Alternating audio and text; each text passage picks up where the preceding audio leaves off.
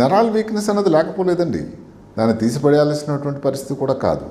అయితే ప్రజలు వాడేటంత ఆ పర్యాపదం జనంలో ఉందా, ఇబ్బందికరంగా ఉందా అంటే కాదని చెప్పాలి. ఇప్పుడు నరాల వీక్నెస్ ఇప్పుడు చేతులు పట్టుకోలేకపోయారు అనుకోండి, కాలు కూడా పట్టుకోలేకపోయారు, నడవలేకపోయారు, మరి నరాల వీక్నెస్సే కదండి.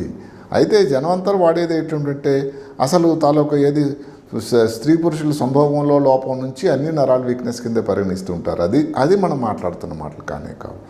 మనము చెప్పుకునేది ఏమిటంటే కాలు చేతులు ఏ కారణం వల్ల కానీ కాలు చేతులు పని చేయటం లేదు, పట్టుకోలేకపోతున్నారు అని అంటే అది నరాల వీక్నెస్ కింద వస్తుంది. చేతులు బలం తేడా వచ్చింది, అది కూడా నరాల వీక్నెస్సే. నడుస్తూ ఉన్నారు, పడిపోతూ ఉంటారు, దానివల్ల కూడా నరాల వీక్నెస్సే.